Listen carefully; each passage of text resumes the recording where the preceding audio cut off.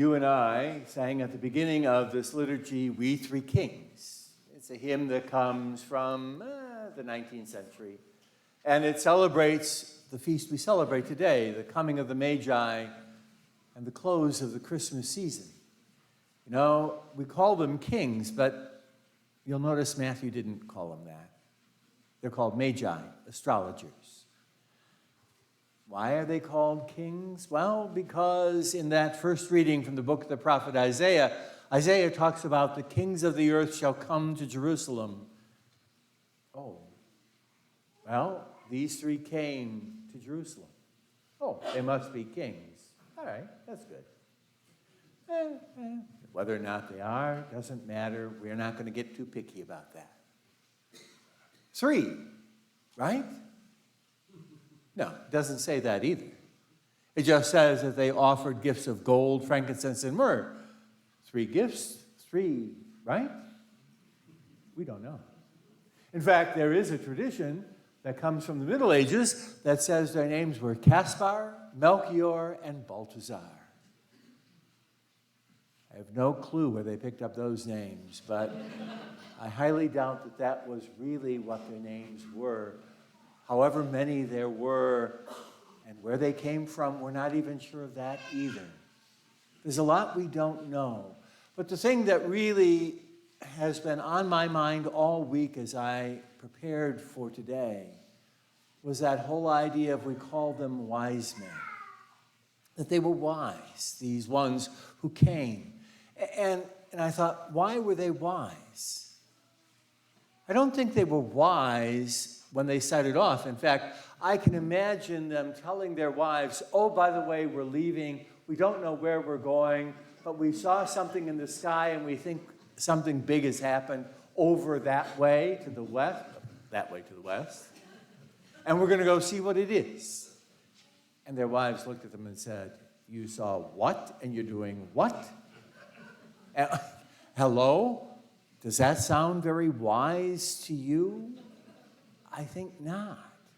No, it's amazing. We call them wise, but they certainly didn't start off. And not only that, but, I read one thing where it says they started off in the winter, and I'm going to say we don't know that either for sure, because we don't know when Jesus was born for sure. But, we just start off on a winter like that. I mean, there's some empty seats today, and partly because there were people who were nervous about the weather outside, and yet these ones who didn't seem to be terribly wise started off in the winter on a journey where they had no clue where they were going. They had no idea where it would lead. They had no idea what they would encounter.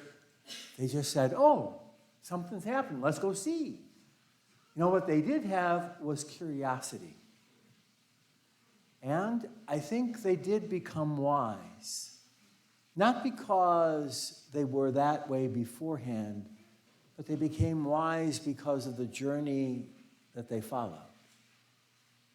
It was not one of those journeys that was clear. They just headed toward the east because that's where they saw the light. They went toward the light, figuring that they would figure out as they went along. And they could do that because they were willing to spend time reflecting, thinking about what it was. And it was in that reflection that they grew wise. It was spending time pondering that led them to wisdom. It wasn't something that happened automatically. There was no magic. They were magi, not magicians. They would learn from the journey.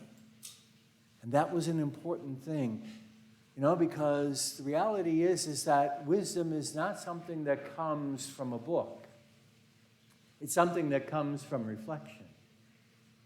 I have to look at the experiences of my life and see what it is that I'm learning from these experiences.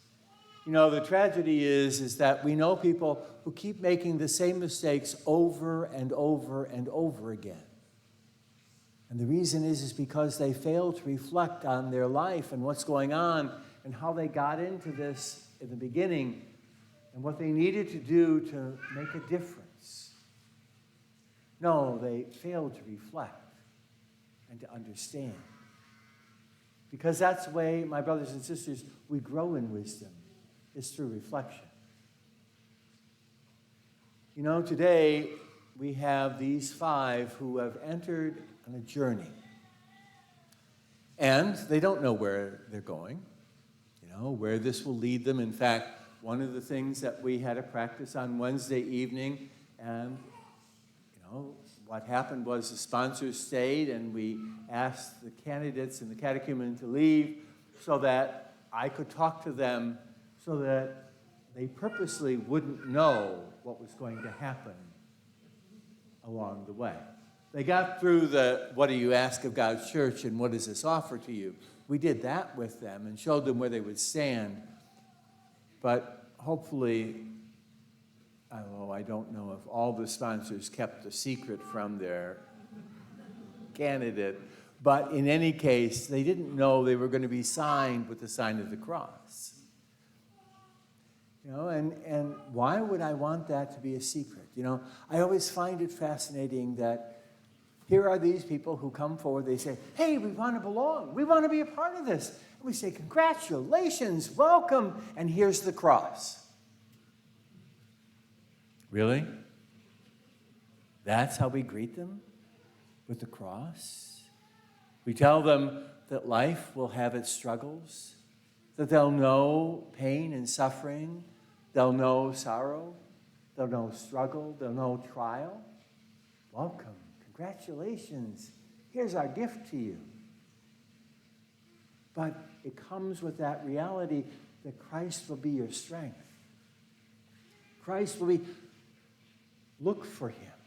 Listen to him. I always find it interesting that according to the story in Matthew, when the Magi come, they had lost sight of the star for a while.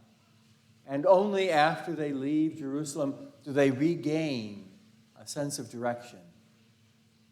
And yet, they never lost hope in the midst of that. They continued to follow. They made all kinds of assumptions. They assumed that the star was a sign of something great, which was true. But they thought it was the birth of a great one, only to discover a mother and child in a small house in a village at the outskirts of society. And somehow they entered there and they recognized the profound reality, because they were able to reflect as they went along, and they learned. They learned what it was that God wanted to teach them as they made this journey. They weren't wise in their coming, but they were wise when they left. They had come to understand things that many people did not understand. I always find it interesting that here were those leaders of the people in Jerusalem that were asked, well, where is he supposed to be born? And they knew. They searched the scriptures. They knew. They had the answer. But none of them went looking, because they might have been clever, but they weren't wise. They didn't bother to look for what it is that God wanted to reveal to them, even though they talked a good story about wanting it. And my sisters and brothers, as I've reflected on this story, I think of that over and over again. That real wisdom comes from our willingness to search, to reflect, to think. The 5 of you have started on a journey, and that will lead you. It will lead you to the Lord. But we can't give you wisdom. We can only offer you guidance along the way. It will be your own reflection that will enable you to come to understand, to know the Lord, so that you can follow him. We have, in our Catholic tradition, a great deal of wisdom.